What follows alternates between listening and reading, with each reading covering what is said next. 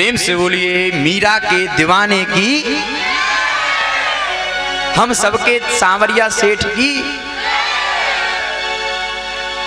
अच्छा, भगवान से प्यार कौन कौन करता है? दोनों हाथ खड़ा करके बताओ। भगवान से बेइंतहा प्यार कौन करता है? जो भगवान पर हम सब कुछ न्यौछावर करने को तैयार है। अपने लिए ही तालियां बजा लो थोड़ा सा, प्रेम से बोलो राधे। महाराज, ये थोड़ा सा मीरा का जो है भक्तमाल में बड़ा सुंदर चरित्र आता है, इसलिए थोड़ा सा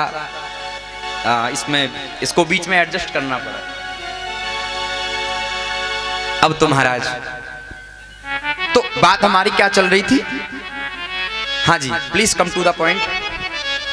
हमारा मुख्य पॉइंट क्या है? प्रहलाद को राज्य दे दिया, हम यही तो थे। प्रहलाद को राज्य सौंप करके, राजगद्दी सौंप करके, अब देखिए, जैसे मान लीजिए जो समझदार होंगे वो तो समझ जाएंगे। प्लीज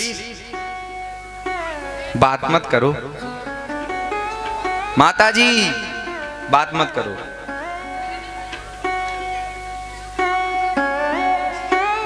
तो मैं क्या कह रहा था कि जो समझदार होंगे वो समझ जाएंगे। जैसे मान लीजिए किसी ने हमारे भारत देश में 70 साल राज्य किया हो, है ना? कितना? किसी दुष्टात्माओं ने 70 साल तक राज्य किया हो, और जब अधर्म फैल गया हो, जब कोई भी न दिखा हो कि महाराज विकास नहीं हो रहा है, उसके बाद कोई परम यशस्वी राजा जब उस गद्दी पर ग्रहण होता है तो उस समाज को एक अच्छी दिशा प्रदान करता है, एक अच्छी नीति प्रदान करता है। जैसे मान लो हमारे भारत देश में खूब राज्य चला हो, तथा कथित, और उसके बाद कोई एक ऐसा राजा आ गया हो भारत देश को चलाने वाला, जो महाराज आज भारत की कीर्ति सभी देशों में सूर्य की तरह चमक रही है। ऐसा ही प्रहलाद जी ने किया। क्या किया था? प्रहलाद जी से पहले गद्दी पर कौन विराजमान था? उनके पिता। तो उन्होंने अधर्म फैलाया। अधर्म का तात्पर्य है कि नारायण आदि के मंदिर बने हुए थे, भगवान की पाठ पूजा को बंद करवा दिया, और जहां भक्ति हुआ करती थी वहां पर यज्ञ आदि विध्वंस करवा दिए जाते थे। तो जब ये गंदा राज्य जब हो चुका था, तो जब प्रहलाद जी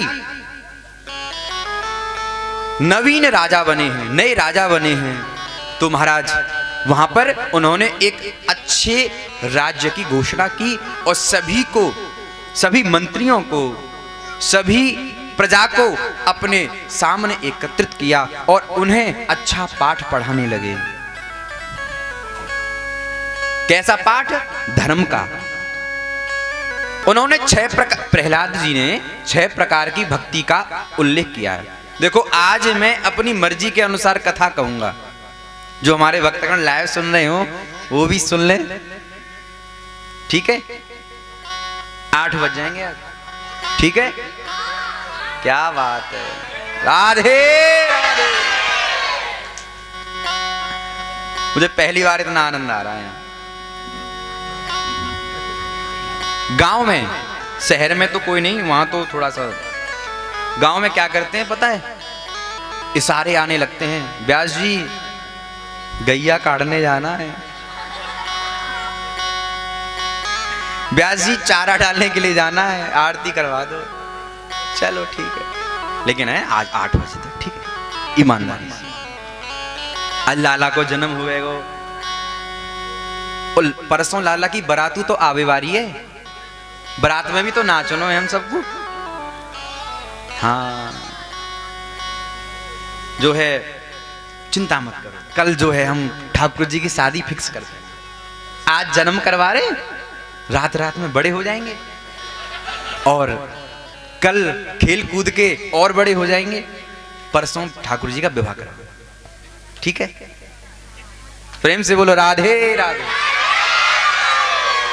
अब तो महाराज 6 प्रकार की भक्ति का उन्होंने वर्णन किया। प्रथम भक्ति बताई कि हे प्रजा, हे मंत्रीगण, जो अपने माता पिता का सम्मान करते हैं, जो अपने बड़ों का सम्मान करते हैं, उन्हें 4 चीजें नित्य प्राप्त होती हैं। कितनी? 4। सुन लेना। जो हमारे नवयुवक बैठे हुए हैं और जिनके माता पिता अभी हैं, वो प्लीज ध्यान दें, वो विशेष ध्यान दें। जो माता पिता का सम्मान नहीं करते हैं, उनका भगवान भी पूजा स्वीकार नहीं करते। जो पत्नी अपने पति का सम्मान नहीं करती है, भगवान उसकी पूजा को स्वीकार नहीं करते हैं। कहते हैं कि जब तुम अपने माता पिता की पूजा नहीं कर सकते, अपने पति की सेवा नहीं कर सकते, तो तुम मेरी सेवा क्या करोगे? यानी कि जब राज्य में इस प्रकार का अधर्म स्थापित हो गया था, तो अधर्म को परास्त करने के लिए जब धर्म की शिक्षा दे रहे हैं आदरणीय प्रहलाद जी महाराज, पहला कहा कि 4 चीजें नित्य बढ़ती हैं। कौन कौन सी? आयु, विद्या, यश और बल। तो आज से सभी बच्चे अपने माता पिता को जरूर प्रणाम किया करो, अपने से बड़ों को जरूर प्रणाम किया करो। महाराज इस प्रकार से 6 प्रकार की भक्ति बताई, 4 वर्णों का कर्म बताया, ब्राह्मण, क्षत्रिय, वैश्य और शूद्र। ब्राह्मण का कर्म बताया यज्ञ करना। ब्राह्मण का क्या कार्य बताया? यज्ञ करना और कराना, वेद पढ़ना और पढ़ाना, और दान लेना और दान देना। ये ब्राह्मण का है। आप ये मत सोचना कि हम केवल दान ले लेते हैं। हमारे खुद के माता पिताजी प्रतिवर्ष कथा आयोजित करते हैं और जो भी उनसे बन पाता है वो दान जरूर करते हैं। ये ब्राह्मण का कर्म बताया। क्षत्रिय का कर्म बताया। ये कौन कह रहा है? प्रहलाद जी अपनी जो प्रजा है, अब उनका जो कैबिनेट मंत्रिमंडल जो है, वो जो बिगड़ा हुआ है उसको सुधारने की कोशिश कर रहे हैं, प्रयास कर रहे हैं। और उसमें ब्राह्मण, क्षत्रिय, वैश्य, शूद्र सभी हैं। क्षत्रिय का धर्म बताया कि ब्राह्मण और संतों को छोड़ करके सभी वर्णों से कर प्राप्त करे, सभी वर्णों की रक्षा करे। यह क्षत्रियों का परम धर्म है। वैश्य का कर्म बताया, व्यापार करना और दान भी करना और व्यापार को ईमानदारी पूर्वक ही करना। ये वैश्य का अर्थ बताया, वैश्य का कर्म क्या है। और जो बहुत से लोग कहते हैं ना, मैं कह भी देता हूं इस बात को, जो बहुत से लोग कहते हैं कि ये जातियां क्यों बनाई भगवान ने, ये वर्ण क्यों बनाए भगवान ने। बहुत अच्छे के लिए बनाए हैं, एक सिस्टम बनाया है। कृपया बात ना करें, ध्यान से सुनें, नहीं प्रसंग छूट जाएगा। ये परमात्मा ने एक सिस्टम बनाया है। जो शूद्र जाति के हैं आप उनसे घृणा मत करो। जो प्रेम आप ऊंचे कुल खानदानों से करते हैं, शूद्रों से भी करो। और शूद्र कौन है? शास्त्रों में शूद्र किसको बताया कि जो अपने कर्म से विहीन हो जाता है, जो अपने कर्मों को, अपने आचरण को अशुद्ध कर लेता है, वही वास्तविक में शूद्र है। फिर चाहे वो ब्राह्मण हो, चाहे क्षत्रिय हो, चाहे फिर वैश्य हो। अगर ब्राह्मण बुरे कर्म कर रहा है तो वो शूद्र की भांति है। कर्म की भी पूजा बताई है। लेकिन परमात्मा ने ये चारों वर्ण चातुर्वर्ण्यम, गीता जी में कहते हैं चातुर्वर्ण्यम मया सृष्टम गुण कर्म विभाग सह। मैंने चारों वर्णों के जो गुण कर्म हैं वो विभागशः मैंने विभाग कर दिए। चार किस पर, किस आधार पर? गुण और कर्म पर। अगर ब्राह्मण है, ब्राह्मण का कर्म ब्राह्मण के लिए बताया, और आगे विधवा और सधवा का धर्म बताया कि विधवा यानी कि जिसका पति न हो तो ऐसी स्त्री को क्या करना चाहिए? उसको भगवान के भजन में लीन रहना चाहिए। और सधवा का धर्म बताया यानी कि जिनका पति है, पति के प्रति अच्छा व्यवहार होना चाहिए, पति की सेवा होनी चाहिए।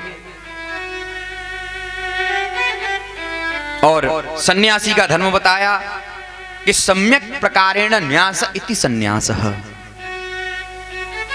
सम्यक प्रकारेण न्यास इति सन्यास। सन्यासी का धर्म क्या है? समझ में नहीं आ रहा है? ये धर्म बता रहे हैं कि कौन किसको करना चाहिए। सन्यासी का धर्म बताया कि सन्यासी को कभी भी आश्रम नहीं बनाना चाहिए, ये भागवत जी में लिखा है। सन्यासी को कभी भी आश्रम नहीं बनाने चाहिए। दूसरा पॉइंट, सन्यासी को कभी भी शिष्य नहीं बनाने चाहिए। सन्यासी को माया ऐश्वर्य से दूर रहना चाहिए। माफ करना, मैं सन्यासी नहीं हूं, मैं अभी ब्रह्मचारी हूं। अभी जो हमारी अवस्था है ब्रह्मचर्य वाली, और ये भी मैं आगे बताऊंगा। 4 प्रकार के आश्रम बताए हैं हमारे सनातन धर्म में। देखो कितना सुंदर है, हम लोग, हमें प्राउड फील करना चाहिए अपने सनातन धर्म के ऊपर। कितना सुंदर इसकी एक व्यवस्था बनाई है। धर्म तो केवल एक ही है, वो है सनातन धर्म। वो सनातन धर्म की, इसलिए अन्य धर्म नहीं, अन्य पंथों के बच्चे, जो अन्य पंथ हैं, मैंने क्या कहा? धर्म केवल एक ही है, वो है सनातन धर्म। और हमें गर्व होना चाहिए कि हम सनातन धर्म में पैदा हुए हैं। हमें गर्व होना चाहिए जो हमें ऐसा परिवार मिला, ऐसे संस्कार मिले। और बाद बाकी के कौन है? पंथ हैं। और पंथ का निर्माण किसी व्यक्ति विशेष के द्वारा होता है। जैसे मान लो मैं हूं और मैंने कोई पंथ निर्माण कर दिया, मैंने, और उसी पंथ का रूप धर्म दे दिया, और उस धर्म से मैंने 1 लाख व्यक्ति इकट्ठे कर लिए, तो धीरे धीरे वो जो मेरे द्वारा बनाया गया पंथ है वो एक विस्तार रूप धारण कर लेगा।